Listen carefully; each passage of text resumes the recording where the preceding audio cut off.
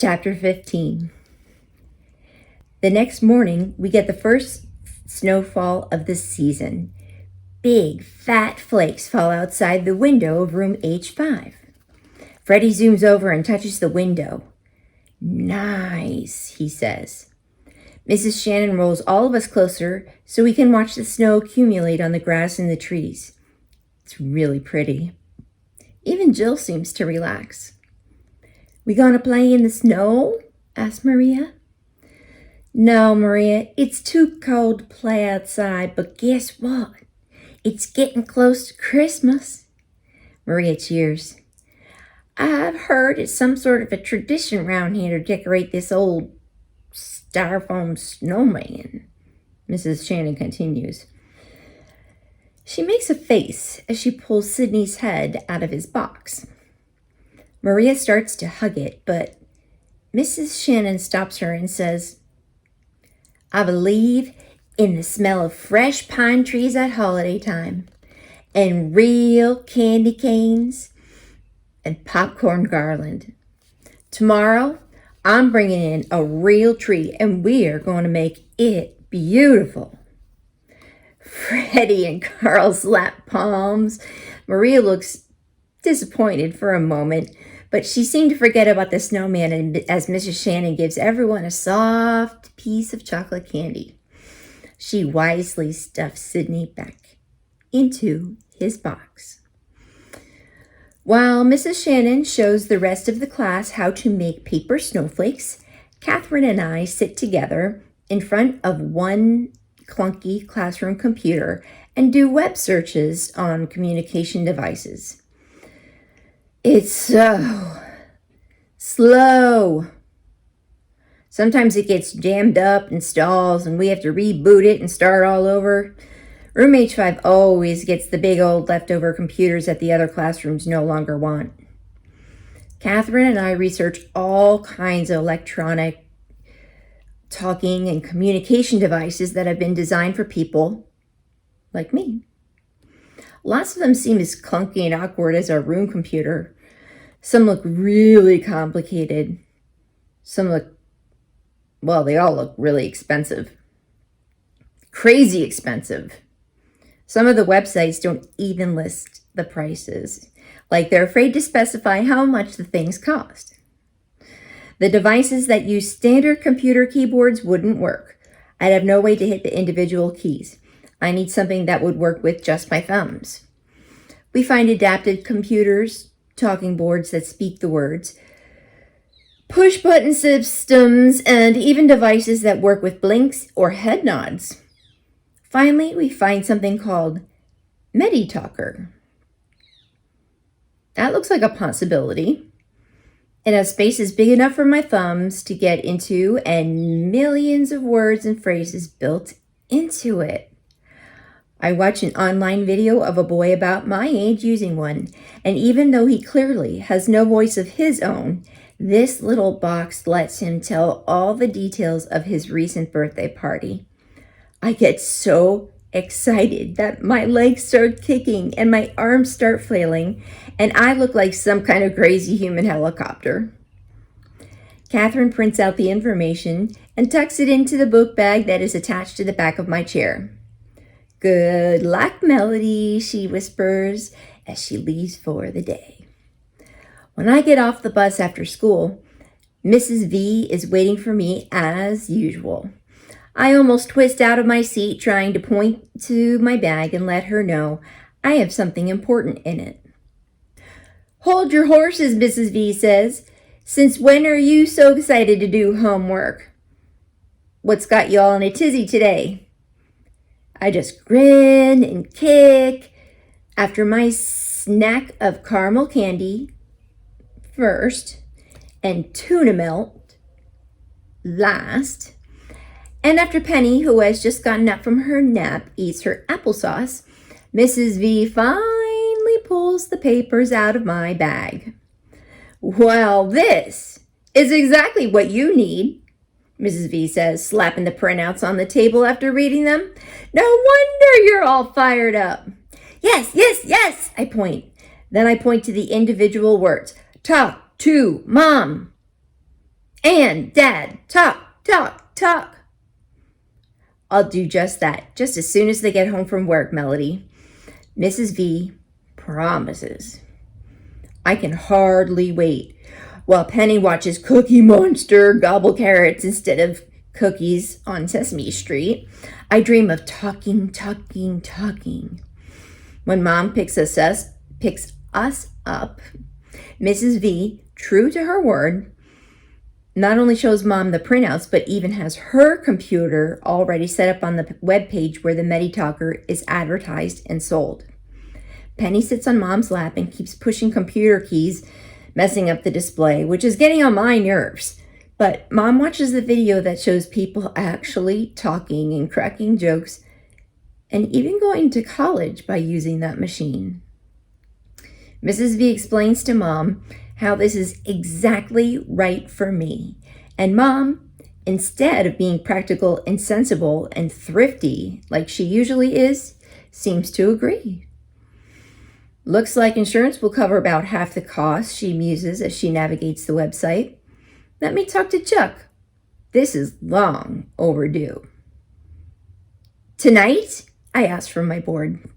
Yep, tonight, Mom says, giving me a squeeze.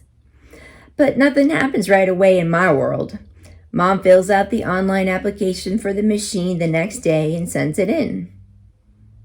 I wait.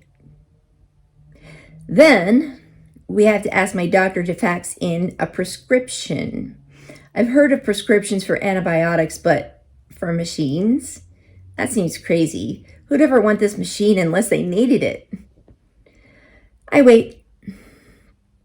Next, we have to get approval for our insurance company. More paperwork and more phone calls. More questions and answers. I wait. A parental financial statement has to be turned in. You gotta be kidding. Why do they make it so complicated? I wait. The medical form was missing one signature and has to be resubmitted. I wait. One last approval form from a school official has to be turned in. I wait. I realize I've been waiting for this thing all my life. Finally, on the Wednesday before Christmas, the MediTalker arrives. I need no other gift. When I get home from school, Mrs. V tells me that she hurried up to my house when she saw the UPS truck pulling up in our driveway. She signed for the package and brought it to her house for safekeeping. The huge brown box sits there taped and secure, and it is addressed to me. Okay, right here. I'm sorry. This is a horrible thing for me to do, but I am getting goosebumps all over my arms and legs. This is what reading is about. I love books. Okay. It's really bad interrupting someone else's experience. I'm really sorry, but I had those goosebumps. I still have them. Ooh, I can't help them. You know what I'm talking about, right? I wiggle and squeal and insist we open it right away. I can feel one of my tornadoes coming on. Spastic City, here I come. Calm down, Mellow Yellow, Mrs. V says, placing a hand on my shoulder. But I can't relax. Open, open, open, I tap. Well, your mom knew you'd be impatient, Mrs. V says. So when I called her to say it arrived, she told me it was okay for us to open it. I feel like I'm going to have a heart attack watching Mrs. V carefully open the edges of the box. She let me pull at the brown paper inside. Then, under about a mile of bubble wrap, there it is. The MediTalker. Smaller than I expected. It's only the size of my wheelchair tray, but it's sleek and shiny and cool to the touch. It is like a butterfly ready to unfold its wings. Boy, oh boy, I can't wait to try it. Mrs. V plugs into a wall outlet to charge the battery, then pulls out the huge booklet directions. Whew, she says. This will take a year to read and understand. She flops down in a soft easy chair with Penny on her lap and begins to read. And I begin to wait. And wait. And wait. Finally, when I just know I'm going to explode, I wheel over to the table where the Meditaker sits. I've seen the kids at school play video games they've never seen before, and I've seen them program their phones and computers without touching a book of instructions. So I take my right thumb and push the on button. The board whirs and glows, and then a welcome message appears on the screen. I push another button, and a voice that sounds like an Englishman with a really bad head cold blurts out, "Welcome to Meditaker." Mrs. V jumps up from the couch. I shriek with joy. "It looks like you're way ahead of me, Melody." Not that I'm surprised. She sets Penny down. "Now, let's see what this machine can do." I feel like Christopher Columbus bumping into America. It had been there all the time, but he was the first one from his world to find it. I wonder if his heart had beat as fast as mine is. We quickly discover that the Meditaker has more than a dozen levels, all easily reached with just one button. So, on level 1, we program in the names of everyone I know. My name, all the members of my family, kids and teachers at school, my doctors, the neighbors, my parents' friends, and of course, Mrs. V. And on the second level, she insists we add all the vocabulary words we've been collecting on our multicolored 3x5 flashcards. Type, save. Type, save. Mrs. V's fingers fly as she keeps adding words for me. Lots of our vocabulary words are already in the machine's memory, but she gives me more.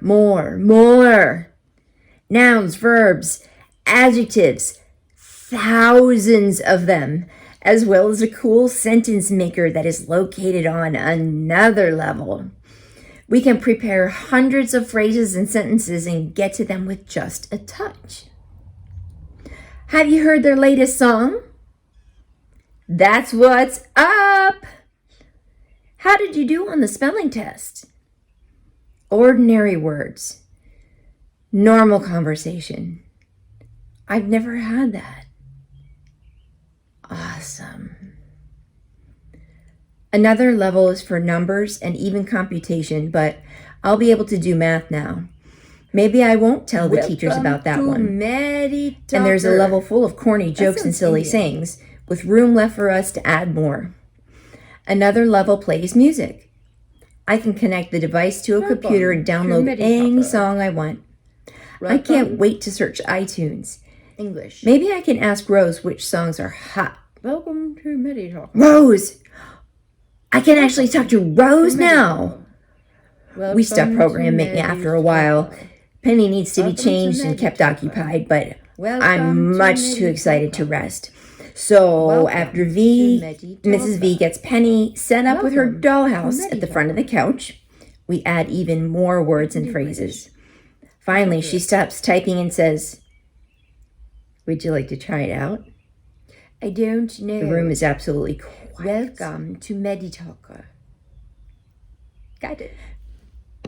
I stroke the edge of the machine softly, then push 2 buttons. "Thanks, Mrs. V," the computer's voice says. She blinks real fast. I do too. She reaches for a tissue. We both need it. Mrs. V tucks the tissue into her pocket, then begins reading again from the instruction manual. "Hey, listen to this." She says, "With that connector cord, you can also save longer things you want to write, like stories or poems, on a computer." "Wow," the machine says. Mrs. V nods in agreement. "This is going to be fun, but you're going to need lots of practice to make it say what you want, kid." She's right. Many levels have been left blank for users to input their own information, words, sentences, phone numbers, even pictures. Information can be typed directly into the machine, or it can be downloaded from a computer. It's a little overwhelming.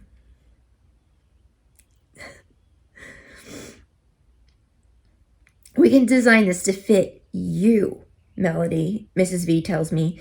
This will be your world. So let's take our time and make it exactly what you need. I am so happy. I almost feel like hugging the machine. But that would look silly. Instead, I name it. That's probably pretty dumb, but sometimes it's good to have something that nobody else knows but you. I'm not going to type the name into the machine because it's personal.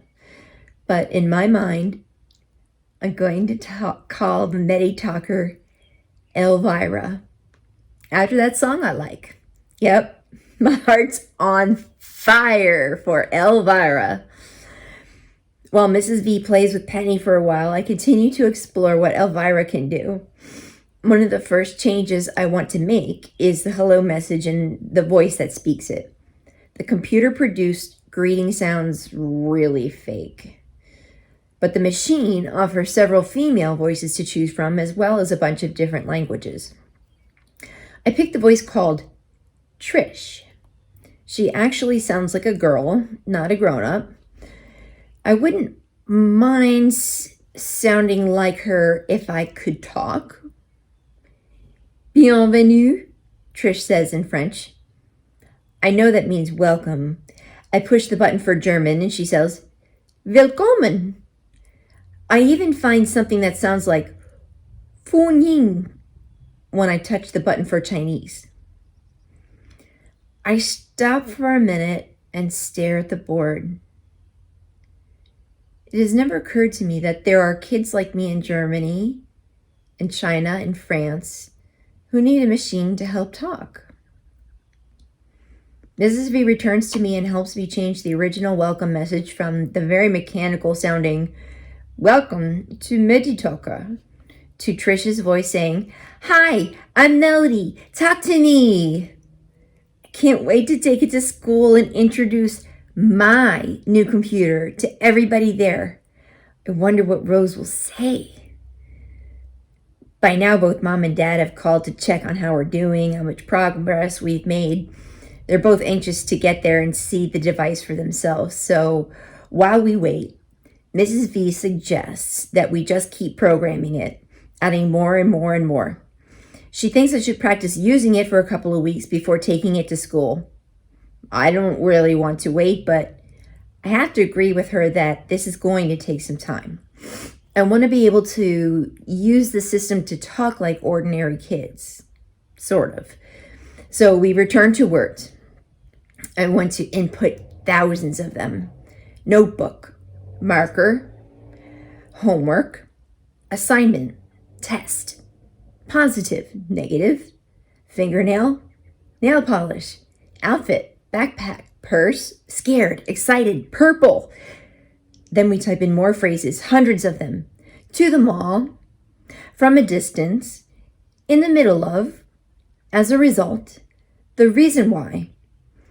Lastly, we get some sentences, dozens of them. What time is it? What's up with that? You crack me up. I'm so excited. Before the doorbell rings. When Dad and Mom come to pick us up, Dad is ready with his camcorder. His hands are shaking a little. Show us how it works, honey, he says. I can't believe Dad is making a video of me saying my first words.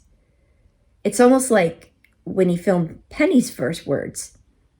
Well, not really. I type very carefully and push the button to make the machine speak. Hi, Dad. Hi, Mom. I'm so happy. Mom gets all teary-eyed and her nose gets red, kind of like mine. She's looking at me all soft and gooey. When I think about it, I realize I have never, ever said any words directly to my parents. So I push a couple buttons and the machine speaks the words I've never been able to say. I love you. My mom completely loses it. She bubbles up with tears and grabs Dad. I think he might be sniffing back a couple of tears himself, but he has recorded it all.